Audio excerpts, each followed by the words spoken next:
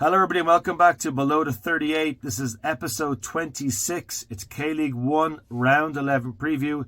It's the Labor Day, Children's Day weekend, a long weekend in Korea.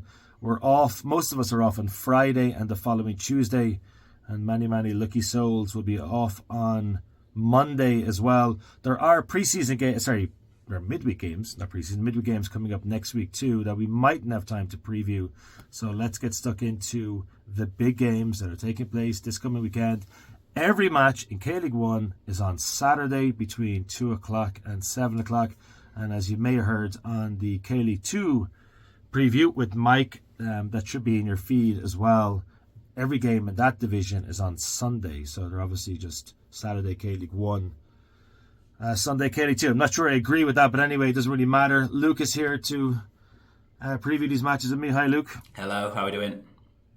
Well, I'm fine. I'm excited to watch these matches. I want to say the same about you, but I know that's... are you going to get to watch any games this weekend? As long as we get to the hotel in time, I'm going to try and stream Incheon.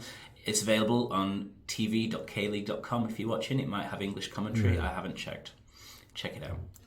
In other words, Luke is not going to be here, but he will be poolside. So when we do the weekend that was, I'm sure he'll have his thoughts for us. Let's go through these fixtures then. There's a couple of great ones. One very local derby. I know you're going to preview that one. There is a traditional K-League 1 derby to look forward to as well, and the Grim Reaper knocking on the door of Gwangju. Let's start, though, Saturday, 2 o'clock. Two fixtures. The first Donghaean Derby of 2026. And these are two clubs that badly need 3 points. It's Ulsan HD, the home team, against Pohang Steelers, the great rivals, about 70 kilometers north of where Munsu Stadium is. Ulsan are second, so it seems weird to suggest that they could do with 3 points here, but they were hammered at home by Daejeon last weekend, and they were annihilated at home by FC Seoul on a Wednesday night a couple of weeks ago. They are already 8 points off first, and we haven't even reached May in terms of the recording time. Pohang were unlucky to go down 3-2 in Jeonju against Jeonbuk Hyundai Motors at the weekend, but they are ninth, and they've now lost 3 matches out of the last 4. Since Kim Gi-dong has left, they do appear to be on a bit of a slide. I know they're probably called this transition, but they're not the force they once were. Interesting enough, these two sides have played each other a lot, as you can imagine. Two traditional sides in Korean football. Pohang lead the way in terms of head-to-head records, 66 wins, 63. For some reason, I always thought Ulsan would be ahead in that particular count, but they're not. So anyway, Pohang versus Ulsan, that's the first game, 2 o'clock on Saturday. At the same time, runaway leaders FC Seoul welcome Gimcheon Sangmu, who are fresh from their first 3 points of the season. Again, this is one of the early kickoffs. Gimcheon won in Bucheon, a pretty good result. I don't think too many sides are going to go to Bucheon and win the season, even though they are down in 11th spot. FC Seoul have dropped points in just 2 of their matches so far this season.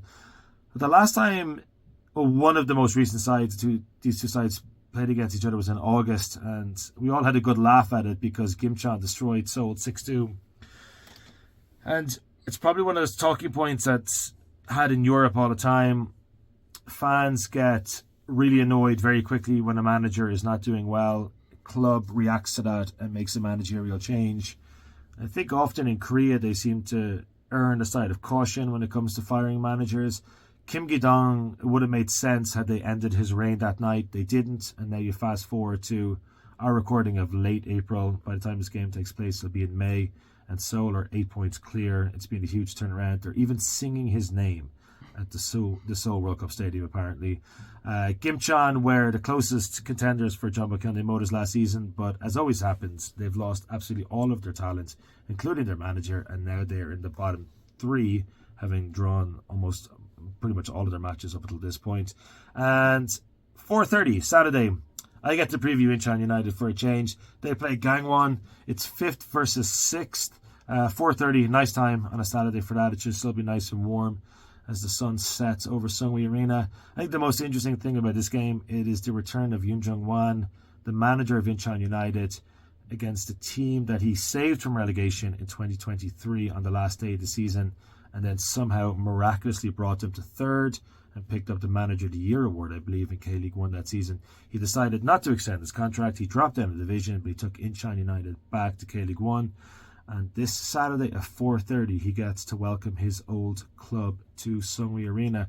I said they're 5th versus 6th, but they have an identical record in the last 5 matches with 3 wins, a draw, and a loss each.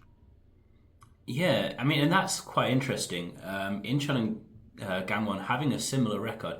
Every time I've watched Gangwon play, I kind of get the impression that they're really well settled. They know what they're doing. The players are performing well. And I always imagine them based on what I've seen this year of Incheon and of Gangwon. I see them as being more settled than us and being better than Incheon. But yeah, when you look at it, Incheon got their first win in the 5th round of K-League 1 this year, but since then it's been pretty good. Beating Jeonbuk away from home, I don't think people expected. Probably should have won at Bucheon, but defensive lapses cost us. And then winning at the weekend against Jeju, that was Jeju's first defeat in 6 games. So yeah, Incheon are picking up, and it's going to be a good game between Incheon and Gangwon. And yeah, Yoon Jung-hwan, it'll be interesting to see what reception he gets from the Gangwon fans. Now, at the same time as that game, there is a game on the island. Jeju play Jeonbuk. Jeju lost their first game in 6 against Incheon last week, and Jeonbuk are only 3 points better off than Jeju, despite being 5 places above them in the table, just showing that really the table doesn't mean much yet. This game could go either way. Jeonbuk have lacked consistency, particularly in recent games. They blew a lead twice at the weekend against Pohang and managed to win in the last minute with a fantastic goal. But you got to wonder how many times are they going to be able to score last minute goals, and how many times will they be able to concede without it costing them. They were 1-0 up against Incheon and they lost as well. Could go either way. I expect there'll be a decent crowd with it being a holiday weekend. Jeonbuk should take a lot of people over to the island. Now, Saturday, 7 o'clock, we have Gwangju versus Daejeon. Gwangju, who conceded 5 again last weekend, and Daejeon, who put 4 past Ulsan. If both last week's Gwangju team and last week's Daejeon team turn up, it could actually be a cricket score. Let's hope, for their sake, it's not another 5-fer. That's a cricket reference. And finally, our last game on Saturday is a local derby. In the Seoul metropolitan area, we have Anyang versus Bucheon. The 2 teams are about 10 kilometers apart, and it's a proper local derby, this one. It should be a good crowd. Anyang got a good result last week against Gwangju, scoring all of those goals. Bucheon lost at home to Gimcheon and really could do with a win. Bucheon have Galego suspended, so he won't feature, and he's probably their most dangerous player, which perhaps gives the edge to Anyang in this game. Both teams need to win, should be a good crowd, and it's a holiday weekend. Not much more you could hope for. Yeah, that is the Nielsen Junior Derby. Legendary Brazilian centre-back who played for both clubs. I have a feeling he liked his time more with Bucheon. I wouldn't put too much money in that, but I just get the feeling from talking to him before that he really appreciated. They made him captain, and he was a real cult hero at Bucheon, but he was definitely very popular in Anyang as well. That Gwangju game you're talking about, because I was in the World Cup Stadium on Sunday for the game against Anyang, and the big screen TV just flashed to the fact that it showed the score, a huge image of the score, 2-5. And then everybody's groaning looking at that, and then suddenly it just says, next game is this coming Saturday against Daejeon Hana Citizen, who haven't had a great start to the season, but they're obviously a much better team than Gwangju. This is dire for Gwangju. I don't see them getting anything out of this match, and if they don't, they'll have 1 win from the first 11 matches, and they're edging dangerously close to being cut adrift. Yeah. Before we've even reached Children's Day. It's extraordinary. It is, and I know I feel like we talk about it all the time, but they don't get good crowds. The stadium's way too big for them. Everybody's spread out, so they don't have any atmosphere. And losing 5-2 at home, and then having another home game against arguably a better team, and you've conceded 5 goals in 3 of your last 6 games. I mean, of their 2,000 fans, how many are actually going to turn up this weekend? Like, if you've got a long weekend, you'd think that most people would probably have something better to do. I know I wouldn't particularly choose to go to a Gwangju game under these circumstances if I had the opportunity to be anywhere else in the world. Yeah, it's unfortunate. It is unfortunate, but it's what was always going to happen when you consider all of the off-the-field problems that they're having. Yeah, we'll see what this weekend brings. You never know, they might surprise us. Daejeon, we said the other week, Daejeon have always got a win in them, but they've also got a defeat in them sometimes, where you just see them playing, you don't understand how they've lost. So, who knows? The beauty of football, eh? One last point I'll make on these fixtures. This game that I know you're going to give us a deep dive into in Anyang Stadium, 7 o'clock on Saturday. I guess, Alex, we were originally mistaken on this podcast. We thought that game was on Sunday night. 7 o'clock on Saturday, I guess, is okay, but I'd love to see that game. I'd be more likely to go to that game if that was at 7 o'clock on a Friday night. And I think that'd be a great way to start a long weekend. And even that's we didn't even know that was going to be a holiday at the time. But I think that local derby, it would make no impact on the Bucheon fans if that game is at 7 o'clock on Friday, Saturday, or Sunday. It's a very short hop on line 7 to line 1, or as Luke was saying, maybe 10 kilometers away by car. I know that's the game do you want to give a little bit more detail to in terms of the one to look forward to this weekend? Yeah, I mean, looking at all the fixtures, I think that's the one that has the most intrigue. It was a regular fixture in K-League 2, but this is their first K-League 1 meeting. Anyang this season are undefeated in the last 5 games, whereas Bucheon have only won once in the last 5. And I've got a feeling it'll be a draw just because it's a derby and just because it could be quite spicy. But yeah, with Gallego missing for Bucheon, it's going to be tough for them. If Bucheon manage to get a win, it will put them above Gimcheon, who you assume will probably lose to Seoul. It'll also move them up and away from Gwangju, who play Daejeon. It's a really good opportunity for Bucheon to get some points on the board when other teams around them perhaps won't. The fixtures will be in Bucheon's favour. Anyang, a win for them would keep them in like touch with the chasing pack of Ulsan and Jeonbuk as well in those Champions League places, which is amazing for Anyang to think of. Historically, this game has gone Anyang's way. They've won 20 times compared to Bucheon's 11. There have been 15 draws in this fixture, and Bucheon have not won in this game, either home or away, since April 2022. Now would be a good time for Bucheon to get one of those wins. Will it happen? We'll have to tune in and find out. Yeah, I don't know about you. You said you think that game is going to end in a draw. Is that what you said? Yeah, I just because I think the fact that it's a derby and it is sort of, I don't know, Children's Day weekend games, there's like a bit of a different atmosphere. I don't know, just gut feeling. I think there's potential for a draw there. Yeah, I have a feeling. I don't know what it is. It might be based on the first half and the last 10 minutes at the weekend, but I think Anyang are slowly getting better.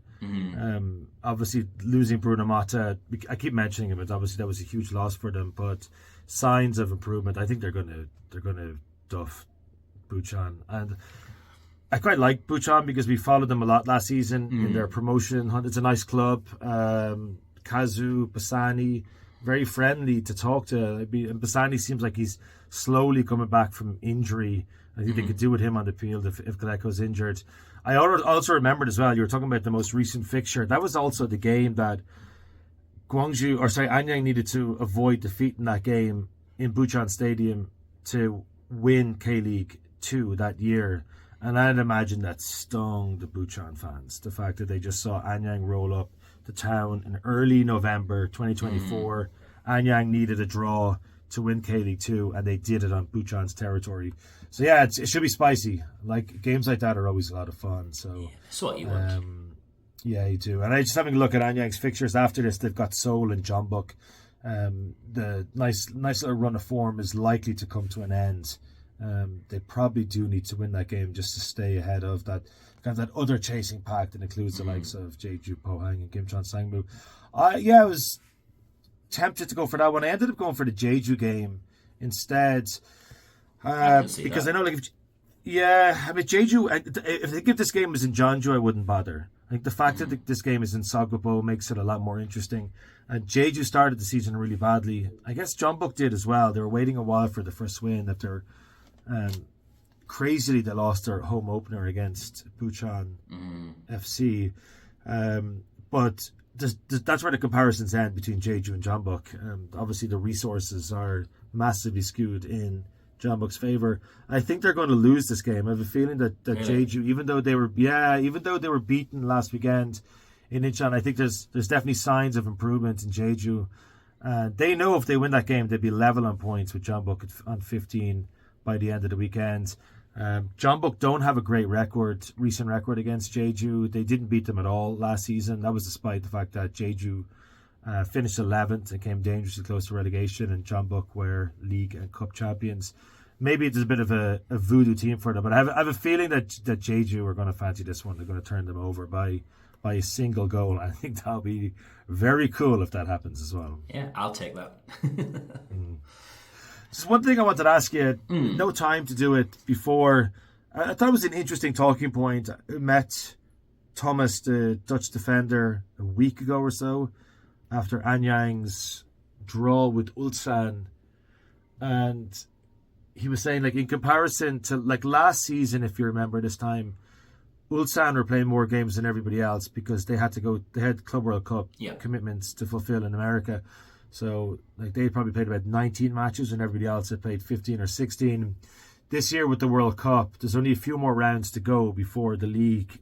There's no football at all in June in K-League 1. So they're cramming as many fixtures as they possibly can into this part of the season. Now, Thomas is in his late 20s, and I think a lot of the guys who are about that age and maybe a few years younger will probably agree with what he said, that he loves the Russia fixtures. It's basically Wednesday, Sunday from here on till the World Cup. This obviously favours teams like Jeonbuk Hyundai Motors when they have a guy like Lee Sung-woo, who's one of the most expensive, well-paid, one of the best players in K-League 1 on the bench, that they can just rotate and bring players like him in and out. Firstly, do you like this Wednesday, Saturday thing that goes on? And are you fearful of the teams at the bottom of the table because they simply just don't have the squads to compete? I think, yeah, there's a bit of that. I mean, I don't like the midweek fixtures because I work late, and so I don't get to go to any of them. I already missed all of Incheon's ACL games for similar reasons. Yeah, terrible. But I can definitely see the benefit of playing as many games as they can fit in now. If you consider the weather's going to change probably about the end of May, and so we go into the World Cup break, and that's when the weather starts getting horrible as regards to like playing sports and playing football in Korea. And then so you've got July and August and probably September as well, where it's 30 degrees or higher and 100% humidity. You don't want to be playing 3 games in 8 days in that kind of weather. So I think right now, I mean, the weather's pretty good for playing these extra midweek games. It's a Children's Day like weekend, so we can play Saturday and then we have the Tuesday fixtures because Tuesday's a holiday. It's a good opportunity to get kids in, get kids come through to the games, and hopefully they get hooked and we've got the next generation of fans building up. But yeah, it's better to play them now than to try and play them immediately after the World Cup, or then if we play them September, October time, I don't think there's enough time between the end of the season to get everything in. There's also the FA Cup to come later in the year. I don't know how that's going to work into the schedule. But some of the smaller squads are going to really struggle, I think. We're perhaps seeing it already with Gwangju. I think Bucheon don't have a particularly big squad. Pohang don't have that many players, which is surprising. You would expect them to have one of the bigger squads, but they don't seem to be in a position to rotate as much.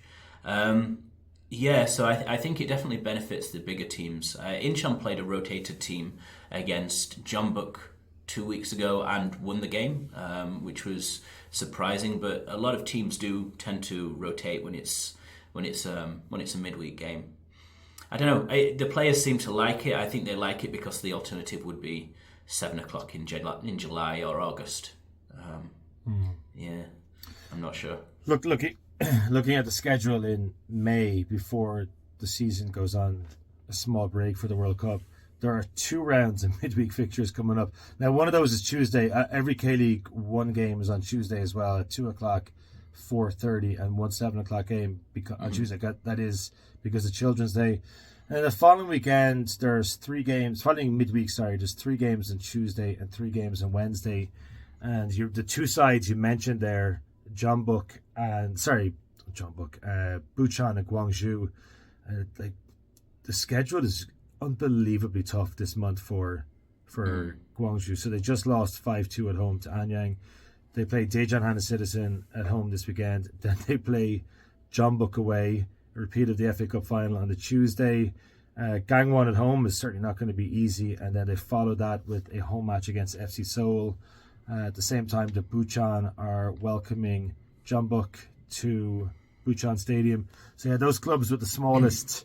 they're not playing against each other, basically. Yeah. They're taking turns playing against the best teams in the league at a time when they don't have the players to rotate. Whereas like Jeonbuk could bring in Lee Sung-woo for 50% of the upcoming games. They can replace Thiago with Bruno Mata. They have their choice. They're too deep, at least in every single position. So I think this is the spell probably up until that Wednesday, about the 13th of May. There could be another one of those sort of 5-0, 5-1 games that Daejeon has suffered, that Gwangju have suffered, but it might just be Gwangju on the receiving end of some of those. Yeah. I mean, and the interesting thing is, as well, as we come into the World Cup, it's 4 or 5 weeks of no football. And I do wonder how the players feel about that, because realistically, very few K-League players will be playing in the World Cup. I mean, I think there might be half a dozen at most. At best, perhaps, and it's 4 or 5 weeks of. I mean, are they going to be playing pre-season style friendlies? Do you think? Are they going to just be doing extra training? Do you think they'll be given any time off? It perhaps wouldn't hurt for some clubs to give their players 2 weeks off to go and recover and relax and come back stronger, or are they just going to be doing double sessions of running every day? I don't know.